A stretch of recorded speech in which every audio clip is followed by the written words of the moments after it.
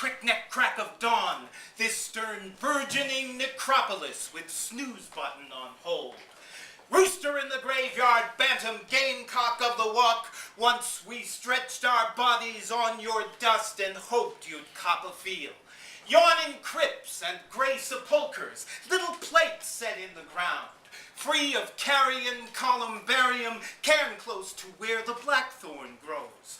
Dorothy can see Celia's house from here, teeth marks on a piece of chewing gum.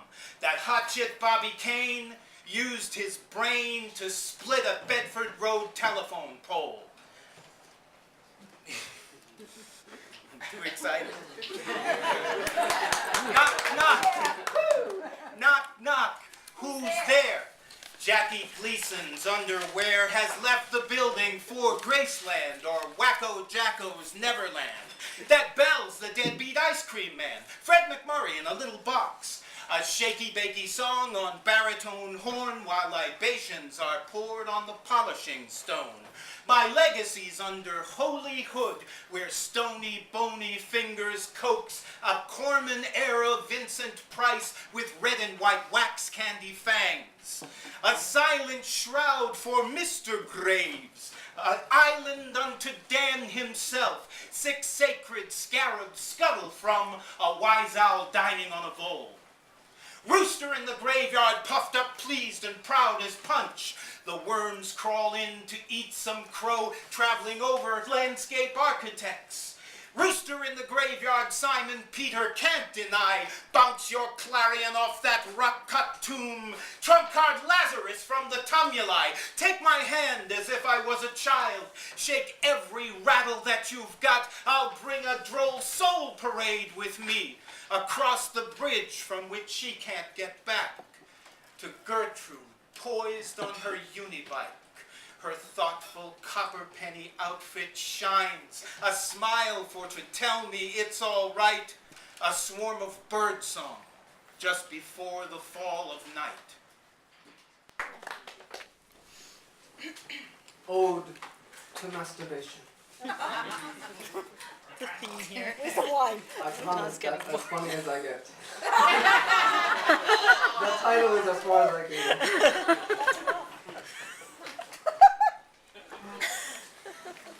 Pearled semen trickles from the snow. The silence of possibilities dries on the floor and inside my palm.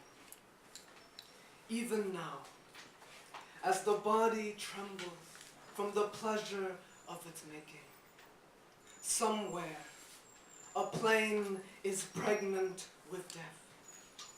When starlight sparkles on the surface of falling bombs, and flames turn muscle into pampas, skin into ash, the sound of a scream in mid-death, straining to push the weight of last words. Can you blame the hand for craving the softest parts? Reach down. There is music in the body. Play yourself like a lyra. Insert the finger into sanctum. Feel the quivering of crevices. Skin palpitating ripples as if stretched over drum beats. Reach down. Let explosions be muted by climaxes. The holy water between your thighs flow into rivulets of cleansing. Let it rinse the soil of drying blood. Reach down. There is music in the cunt, the cock, the asshole. Grab your balls, that grenade of white flowers. Reach down as fathers destroy the sons and daughters of other fathers. As faces emerge from wombs and exiled into memory. Reach down as 1,000 I love yous fail to reach the man caressing the trigger's black tongue, because even now, in a city shimmering from the shards of broken halos, we are not holy, only beautiful. Because even now, as I kneel to wipe this cooling pool of sperm. Down the hall, a man is beating madness into a child's skull. And not once will I ask my unborn children to forgive this hand.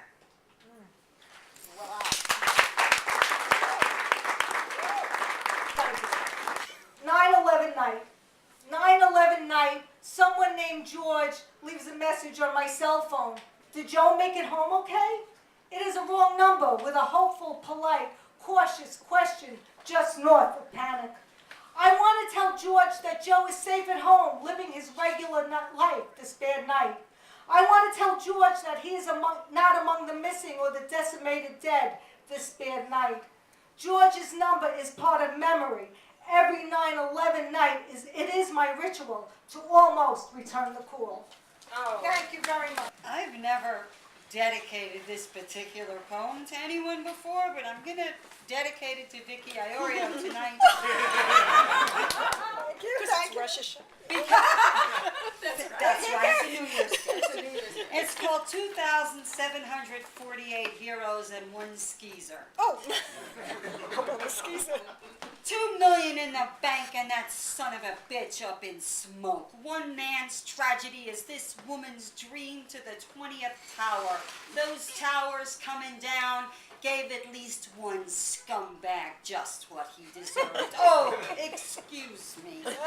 Make that at least one hero, please pardon my French. Not one dime for his Lower East Side chippy pushing him to leave me. Sweetheart, I got your divorce right here, right next to the plaques and photos and the little urn of girder ash in what used to be his den. Some nights I put on my old uniform, muted colors, small pearl studs, gold locket on a thin gold chain, and the same blank face I wore for all the years he cheated me, and ferry to the survivor event of the day. I know to keep my mouth shut, pretend to care about their statues. You never know. Another check might be dropping in the mail. Afterward, I ride boat home to my empty, mortgage-free house, to days with no more liar in them, to afternoon bingo and a scotch or two. One night, when I forgot to let the dog out, she peed all over my brand new Italian stone kitchen floor. On a whim, I sucked up some puddle with an eyedropper and squirted it into the urn.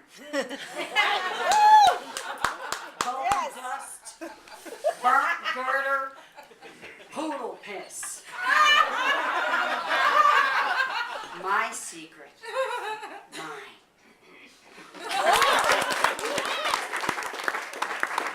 Perfect man. He lives 3,000 miles away. He's a bipolar sex addict who swears speed relieves his ADD. His girlfriend wears a strap-on, he has 2 failing businesses, a custody battle, and he writes a hell of a lot better than me. He's the perfect man. Last time he visited, he drove like an old geezer, made rights on rights, and got lost every time I left him alone. I'd rescue him, lead him to his hotel, and he'd treat me like a hooker that he doesn't even have to pay. He's perfect. Degradation, dissolution, dissipation, all wrapped up into one large 6'5" out-of-shape package. And I suspect a touch of Asperger's too. He is the perfect man. He only gets my sense of humor when we're online. At least I think he does, because he writes LOL. And I answer with ha ha ha, because I refuse to write LOL and to call him by any of his 4 first names. My perfect man is a bigger slut than I am. We toss fuck stories at each other like shuttlecocks. The dwarf on the Greyhound bus, a jazz trio, a random almond brother. Oh wait, those are mine. His usually involve first cousins, teachers, sisters, and their aunts. His 4 drag queens trap my 3 jacks. He likes to have phone sex, but he never says anything interesting. Once, I forgot to move my car and got a parking ticket because it took so long to come. Hey, he said, don't blame me. Oh, he's my perfect man. We fight about nothing but syntax and lyrics. We only watch porn and we bring our own toys. We hate each other more than we hate ourselves and less than we hate everybody else. He's perfect. He knows the difference between lay and lie, but I beat him at spelling. I'm always glad to see him and never miss him when he's gone. Once we had a feeling. It only lasted a minute, but I got 14 poems out of it. He's perfect.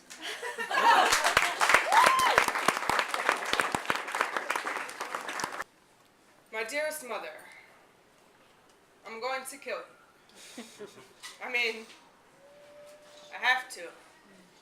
You eat Prozac instead of lasagna, drown handfuls of happy with wine when faced with your children. You were never like this before. I was lucky to learn drunk on my own before I ever saw you tipsy. You taught me never to ask questions I don't want to know the answer to, but you won't ask me the question you already know the answer to. So, I have to tell you. And this shit, it's going to kill you. No longer daddy's little girl, I have grown into a teenage boy. Mother, please forgive me this rage of genitals. My breasts contain more hate than they ever will milk. They will never nourish your grandchild. Mother, you think me ignorant, ungrateful. Call me sinner. Never to my face.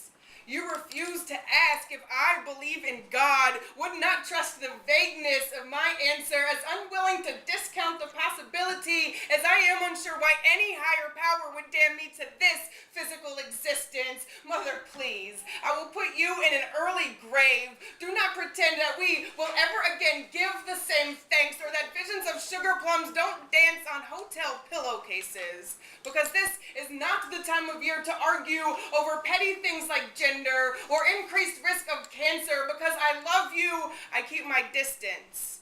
Because you think me evidence of your failure. Where is the comfort of your God? Ask him what will make me safe in bathrooms. Who will rape me, beat me with a baseball bat, and leave me to die in the street? Don't you see? Your fears will never cast a shadow on mine. Therapy costs less than love, but I pay dearly for both. I am lost in a terrified tailspin, sending smoke signal prayers to Dionysus from the engines of this shot-down frame. I have nothing left to give. Mother, what is the difference between hell and my body? Let me burn. My remains would be more identifiable for what they really are than this collection of appendages I currently call home. Mother, all I ask is that you step into my life the way I did yours. Give me a few years before you judge. You will see the man I am. Maybe you'll even be proud. Thank you.